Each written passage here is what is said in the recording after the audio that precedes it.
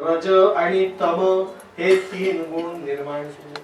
या तीन गुणांपासून चार अहंकार तत्व निर्माण केले. मन, बुद्धी, चित्त आणि अहंकार पंच प्राणांची निर्मिती केली. प्राण, अपान, व्यान, उदान, समान पंच तन्मात्रा बनवल्या. शब्द, स्पर्श, रूप, रस, गंध सहा विकार बनवले.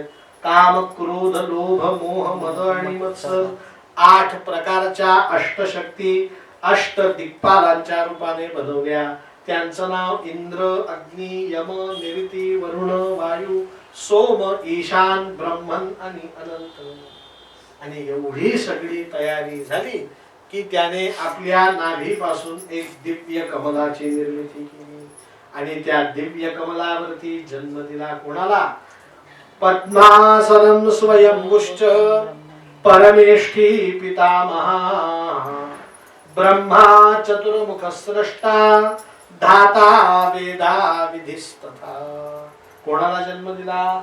श्री ब्रह्मदेव भगवान की जय. पण ब्रह्मदेव जन्माला आल्याबरोबर रडायला लागला. कोण रडायला लागला? का बरं? अहो सगळीकडे पाणी आणि पाण्या व्यतिरिक्त काहीच दिसत. आणि ज्या कमलाच्या आसनावर तो बसलेला आहे ते कमल जर सारखं इकडून तिकडे हालतंय. कल्पना करा, आपण गाढ झोपेत आहेत आणि झोप उठल्यावर पाहतो तर काय चारी बाजूला समुद्र. समुद्रात नावेत आपण आणि नावेत टाकल्याशिवाय कोणी नाही. भल्या मोठ्या लाटा आहे. काय होईल? भय वाटेल. सगळीकडे पाणी. तो ब्रह्मदेव रडायला लागला आणि रडता रडता विचार करू लागला, मी कोण? शुकमुनी परीक्षितीला सांगतात, परीक्षिता खरा हा प्रश्न आपण आपल्याला विचारायला पाहिजे. मी कोण? आपल्याला समजलं का आजपर्यंत आपण कोण आहोत? आपण का जन्माला आलो? जन्माला येऊन नेमकं काय साध्य केलं? काय साध्य करायचं बाकी आहे? काय नेमकं मिळवायचं हे आपल्याला काही समजलंय का? आजपर्यंत बोध झालाय का? ब्रह्मदेवालाही झाला नव्हता. म्हणून ब्रह्मदेवाने काय केलं? स्वतःला प्रश्न विचारला शंकराचार्यांच्या भाषेत. शंकराचार्य म्हणतात, कस्त्वं कोहम कुत आयात कामे जननी कोमे तातः इति परिभावय सर्वम सारं विश्वं त्यक्त्वा स्वप्न विचारं. भज गोविंदम भज गोविंदम भज गोविंदम मूढमते प्राप्ते सन्निहिते मरणे नहि नहि रक्षति दुःकृन् करणे. भज गोविंदम भज गोविंदम गोविंदम भज मूढमते. कोण मी? कोण तुम्ही? काहीतरी असेल ना. भागवत सांगणारे अनेक जण. मी तुमच्याकडे मीच का भागवत सांगतो? त्याच्या पाठीमागे 100 कारण आहेत, लक्षात ठेवा. भागवत काय मी एकटाच सांगतो का? पण तुमच्या घरी मीच का आलो? काहीतरी काय कारण आहे. भागवत अनेक जण करतात, तुम्ही का केलं? याला सुद्धा काय आहे? पण आपण या कारणांचा कधी शोध घेत. तुम्हाला एक सूत्र सांगतो, या जगतात उगीच काही घडत नाही. प्रत्येक गोष्ट घडण्यामागे काय असते? कारण मीमांसा. मग आपण उगीच जन्माला आलेलो आहोत का? आपल्या जन्माला काहीतरी कारण आहे, आपण त्याचा शोध घेत नाही. वेदांमध्ये प्रार्थना आहे, ओम पूर्णमदः पूर्णमिदं पूर्णात् पूर्णमुदच्यते पूर्णस्य पूर्णमादाय पूर्णमेवावशिष्यते. पूर्ण कोण? तर नारायण. त्या नारायणाला शरण जाण्यासाठी हा जन्म, नारायणाचं ध्यान करण्यासाठी हा जन्म, नारायणाचं स्मरण करण्यासाठी हा जन्म, नारायणात विलीन होण्यासाठी हा जन्म. आपला जन्म नारायण प्राप्तीसाठी झालेला आहे. कशासाठी झालेला? आता मी त्र्यंबकेश्वरीला, पण वर्तमान काळात नाशिकला. किती दिवस राहिलो मी नाशिकला? भागवत 7 दिवस आहे. 7 दिवस नाही, पण 7 दिवस झाले की मी कुठे जाईन? माझ्या घरी जाईन. तसं मनुष्याचा जन्म आहे. आपण 7 दिवस नाशिकला जसे आलो तसे आपण मनुष्य जन्म 100 वर्ष. आपलं हे काही खरं घर नाही. आपलं खरं घर कुठे आहे? यत् गत्वा न निवर्तन्ते तद्धाम परमं मम. आपण वैकुंठीचे वासी आलो याच कारणासी, बोलिले जे ऋषी ते साच भावे वर्ताया. तुम्ही आम्ही इथे कायम राहायला आलो का? नाही. तुमच्या माझ्या इच्छेप्रमाणे काही घडतं का? भागवतात कुंती एका श्लोकामध्ये म्हणते, देवा आम्ही कठपुतलीचे खेळ पाहतो, कठपुतली अशी नाचते, बाहुली मग बावला असा करतो, बाहुलीने असं केलं की बावला तसा करतो. आम्हाला नाचताना कोण दिसतं? बावल्या. पण त्याच्या पाठीमागचा सूत्रधार दिसत नाही. कसं आहे, तू सूत्रधार आहेस, तू ठरवतो म्हणून आम्ही नाचतो. नटो नाट्य धरो यथा. आम्ही नट आहोत आणि तू नाट्यधर आहेस. आपण नट आहोत म्हणजे काय? आता मी भागवत सांगण्याचं नाटक करतो, तुम्ही भागवत ऐकण्याचं नाटक करतात. पण आपल्याला चालवणारा कोण आहे? नटो नाट्य धरो यथा. त्याने जर ठरवलं तर माझं भागवत सांगणं आत्ता बंद होईल. त्याने ठरवलं तर तुमचं भागवत सांगणं ऐकणं आत्ता बंद होईल. आपल्या हातात काहीच नाहीये. या संसारात काय आहे आपल्या हातात? आपण श्वास घेतो तेही आपल्या हातात नाही. म्हणून शास्त्राने सांगितलं की शांत चित्ताने आपण कोण आहोत, का जन्माला आलेलो आहोत याचा प्रत्येकाने विचार करावा. तो विचार करणे म्हणजे आत्मज्ञान. मग ब्रह्मदेवाने काय केलं? नारायणाला हाक मारली. कोणाला हाक मारली?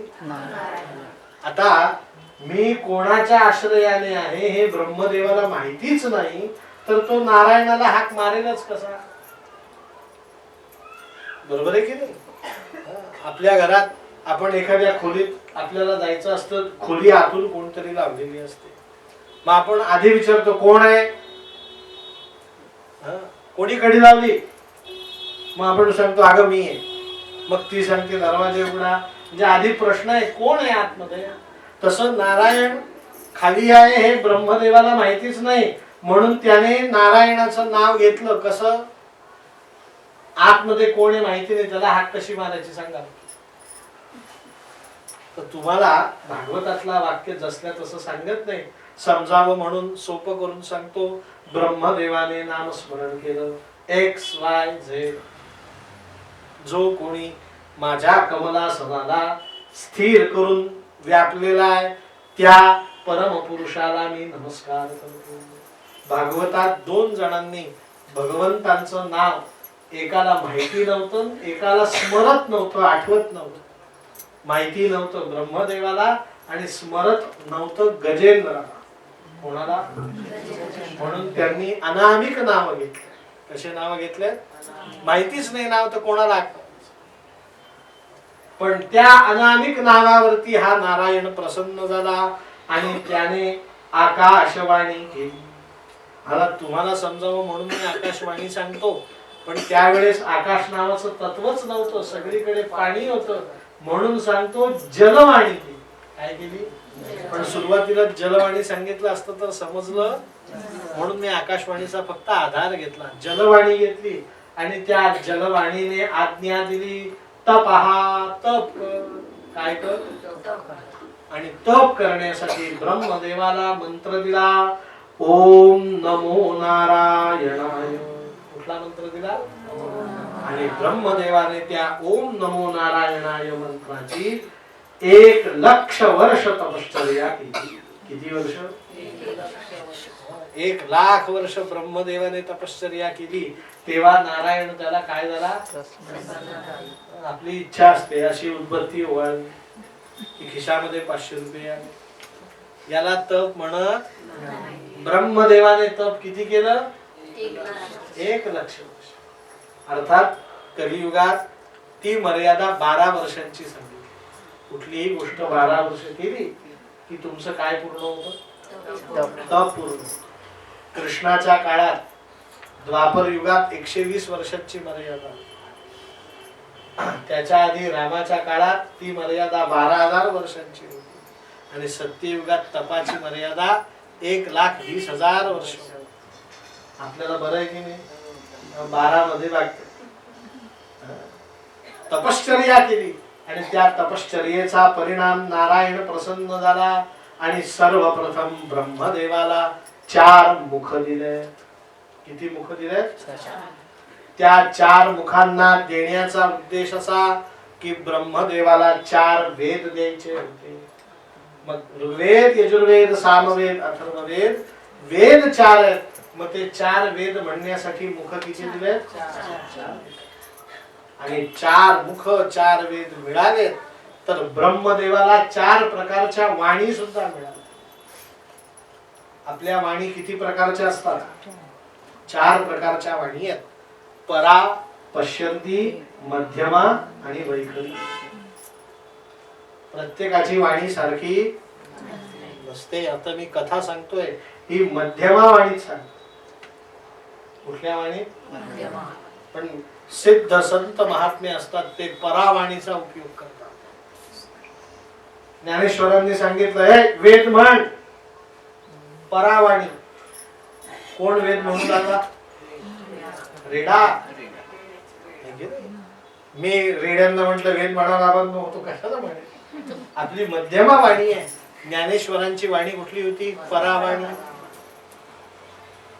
आमच्या मुक्ताबाईंनी पश्यंती वाणी चांगदेवाला उपदेश केला. 1400 वर्षाचा योगी चांगदेव त्याला उपदेश लहान या मुक्ताबाईने केला. कुठली वाणी? पश्यंती. आणि सरते शेवटी अत्यंत सिद्ध वाणी असते त्या वाणीचं नाव वैखरी वाणी. गोपाल कृष्ण भगवान की जय. नमः पार्वती पते हर हर महादेव. सीताकांत स्मरण जय जय राम.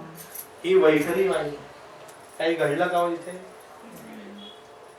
काही घडलं का? मी एवढा जय जयकार केला पण आमचे महाराज गोंदवल्याचे महाराज सीताकांत स्मरण जय जय राम असं म्हटलं की रामाच्या डोळ्यात अश्रू येतात. आहे की नाही वाणीत फरक? मंत्र तोच आहे. मी म्हटला महाराजांनी म्हटला. काय आहे फरक? आहे पुंडलिक वरदा विठ्ठल श्री ज्ञानदेव तुकाराम पंढरीनाथ महाराज. आमच्या तुकाराम महाराजांनी हे म्हणावं, जनाबाईने म्हणावं, पांडुरंगांनी राऊळ सोडून पहिल्या पायरीवर स्वागताला यावं.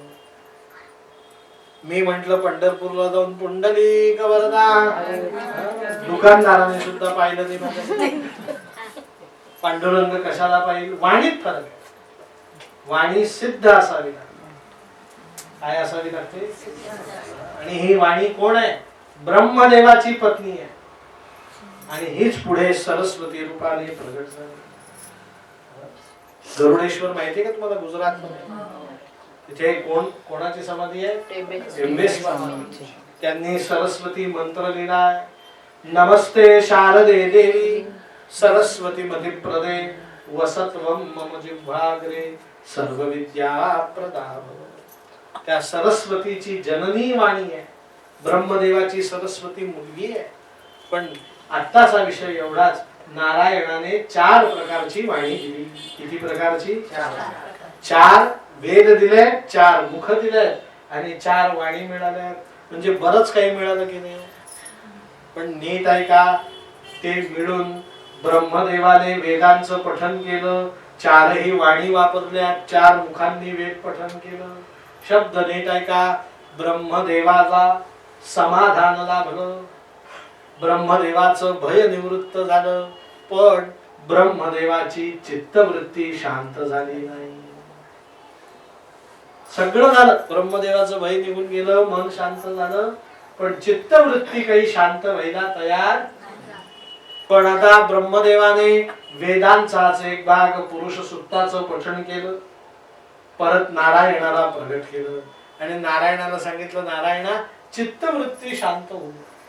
मग आमच्या नारायणाने ब्रह्मदेवाला 4 श्लोकांमध्ये भागवत सांगितलं. त्याला म्हणतात चतुश्लोकी भागवत. काय म्हणतात? अहमेवा समेवाग्रे नान्यम यत् सदसत्परम पश्चादहम यदेतच्य यो वशिष्येत सुस्मितम्. आता मी साधा प्रश्न विचारतो, 4 श्लोकात भागवत का? तर वेद 4 होते, प्रत्येक वेदाचं सार म्हणून एक श्लोक, 4 वेदांचे 4 श्लोक. सर्व वेदेतिहासानां सारम सारम समुद्रतम. नारळ असतं की नाही, ते 250-300 ग्रॅमचं असतं, पण त्या नारळाचं दूध काढलं की ते 50-60 ml होतं. सार हे नेहमी काय असतं? थोडं असतं. 5 लिटर दुधापासून पावशेर तूप निघतं. सार हे नेहमी कसं असतं? थोडं असतं. 5 लिटर दुधापासून 5 किलो तुपाची अपेक्षा ठेवणं काय? सर्व वेदेतिहासानां सारम सारम समुद्रतम. आमची यशोदा भागवतात भला मोठा डेरा घेऊन दली निर्मंथन करायची. सगळ्या डेऱ्यात ताक, वरती फक्त एवढा एवढा लोण्याचा गोळा यायचा. सर्व दह्याचं सार केवढं निघायचं? ओंजळभर. मग चतुश्लोकी भागवत सांगितलं आणि आश्चर्य, ते भागवत ऐकता क्षणी ब्रह्मदेवाची चित्तवृत्ती शांत झाली. काय झाली? सांगा, काय शांत झाली? याचा अर्थ काय? भागवत ऐकल्याशिवाय मनुष्याची चित्तवृत्ती शांत होत नाही, आणि चित्तवृत्ती शांत झाल्याशिवाय मनुष्याला मुक्ती मिळत नाही. मग त्याच्यासाठी हा हाय पॉवरचा डोस घ्यावा लागतो. वेद, इतिहास हे सगळे 10-10 mg च्या गोळ्या आहेत. भागवत ही एकदम 500 mg ची गोळी. एक गोळी घ्यायची, दरदरून घाम येतो माणसाला, पण आजारातनं काय होतो? सर्व वेदेतिहासानां सारम सारम समुद्रतम. हे खरंय. मी जर तुमच्या समोर वेद म्हणायला लागलो, स्वस्ति न इंद्रो वृद्धश्रवाः, तर तुम्ही 2 मिनिटं इथे या, मला नमस्कार करा आणि निघून जा. 3 तास बसाल का वेद ऐकायला? नाही बस. पण भागवत म्हटल्यावर तुम्ही शांत चित्ताने येऊन बसलाय. कारण का? याच्यात त्या वेदांचं काय आहे? सार आहे. गंमत म्हणून आहे का? त्याच्यात फार काही मी सांगितलं, त्याच्यात काही फार मोठं तत्व आहे असं नाही. आमच्या घरी नारळाचं दूध काढलं ना, म्हणजे नारळ फोडलं की बायको पहिल्यांदा चव काढते, आणि आम्हाला एकच काम, येता जातात तो चव उचलायचा आणि ती बायको हात लावू देत नाही. नारळ मला भागवतात मिळालेलं, मी फोडली बरं का, पण चव तिने काढला म्हणून त्या चवाला हात लावू देत नाही. मग आपणही म्हणतो कुठे रामप्रवरी भांडण करा, तिचं काम तिला करू द्यायचं. पण अर्धा तासाने ती स्वतःहून बोलवत, तुम्हाला खोबरं खायचं होतं ना, हे या खोबरं असं म्हणून ती एवढा गोळा हात.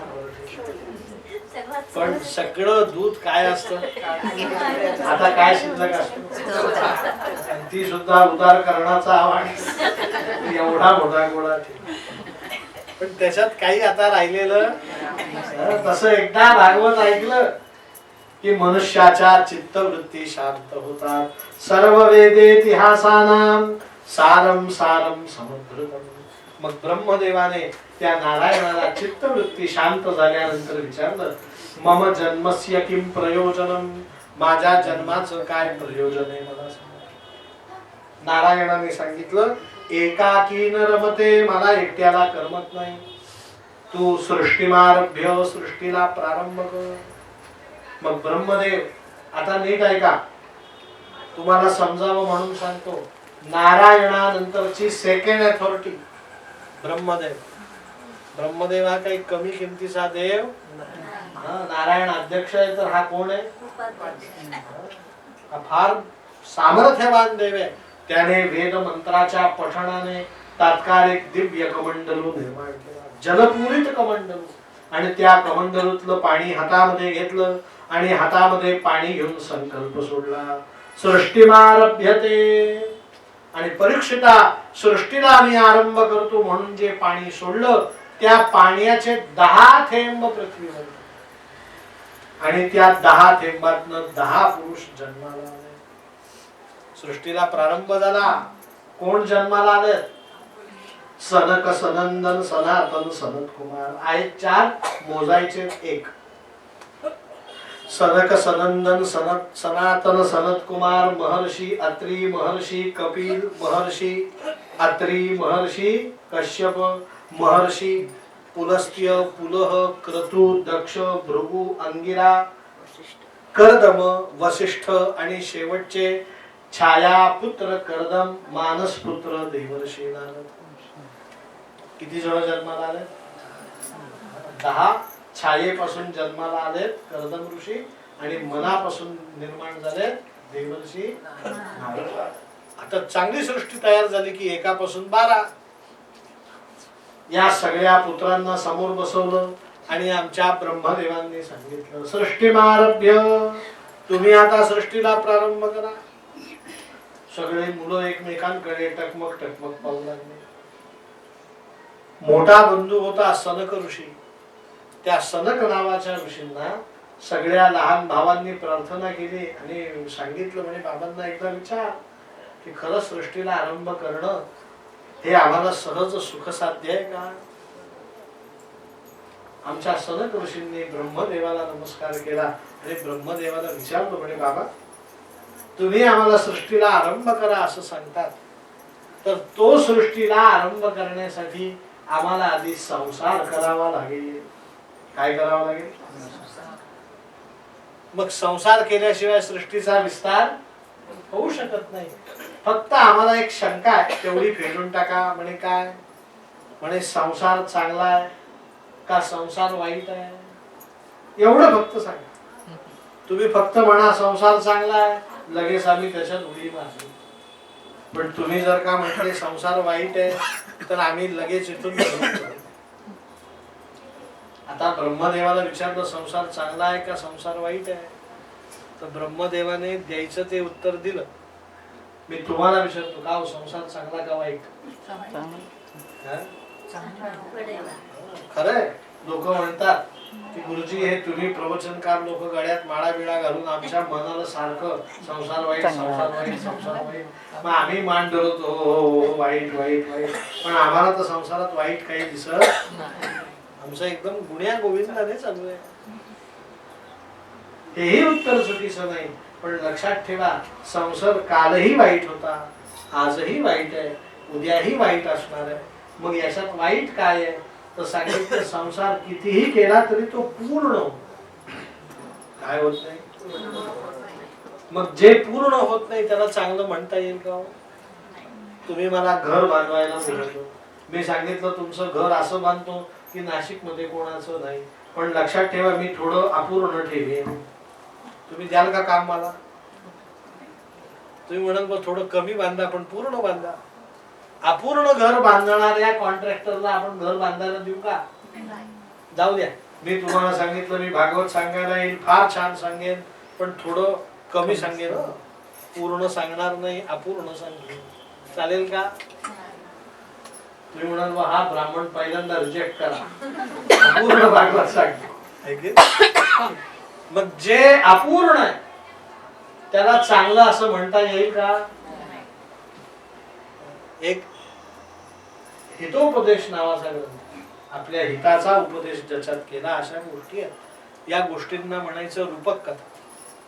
म्हणजे या गोष्टी काही घडलेल्या फक्त घडल्यात असं मानायचं, तो उपदेश ऐकायचा आणि गोष्ट लगेच विसरून जायची. यूज अँड थ्रो, ऐकायचे सोडून. पूर्वीच्या काळी बालविवाह व्हायचे. काय व्हायचे? पुरुषाचं वय 10 आणि मुलीचं वय 5, दोघांचं लग्न केलं आणि लग्न केल्यानंतर त्यांचा संसार सुरू झाला. भगवंतांची एवढी कृपा त्या जोडप्यावरती की त्यांनी 90 वर्ष संसार. किती वर्ष? नवऱ्याचं वय 100, बायकोचं वय 95. 90 वर्ष संसार, मॅरिड लाईफ. किती लकी दोघ जण. पण एक दिवस रात्री झोपेतच त्या नवऱ्याने राम म्हटला, झोपेतच मेला. आणि सकाळी ती स्त्री रोजच्या सवयीप्रमाणे उठली, चूळ भरली, चहाचं आधण ठेवलं आणि चहा तयार झाला म्हणून एक कप स्वतःला घेतला, एक कप घेऊन नवऱ्याकडे गेली. पाहते तर काय, नवरा उठत नाही, हलत नाही, चालत नाही, बोलत नाही, कूस बदलत नाही. तिच्या लगेच लक्षात आलं आपले पतिदेव झोपेत आपल्याला सोडून तिने रडायला सुरू. आता तिचं वय 95, तिचं रडणं सुद्धा तोंडातनं बाहेर येत नाही हो, इतका अस्पष्ट आवाज, हुमसून हुमसून रडतीये.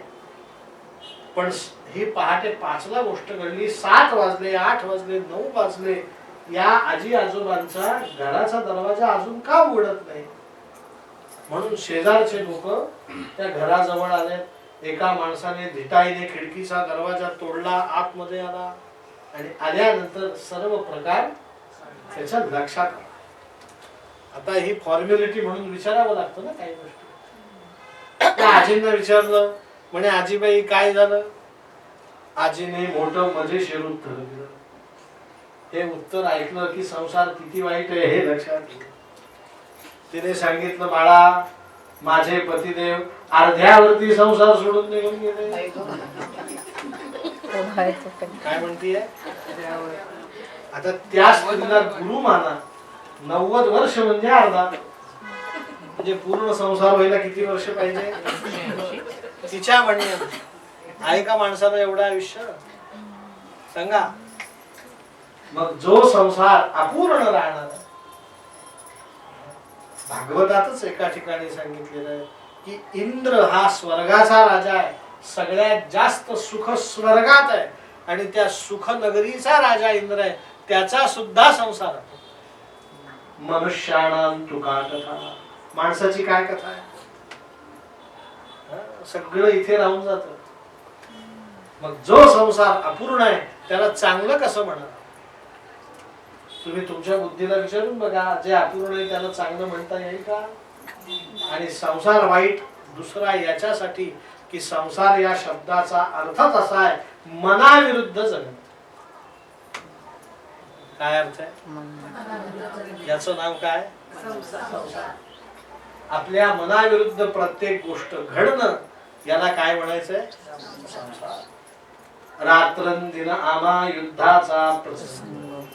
क्षणाक्षणाला माणसाच्या जीवनात काय युद्ध आहे. कधीपर्यंत मृत्यूशी सुद्धा झगडा.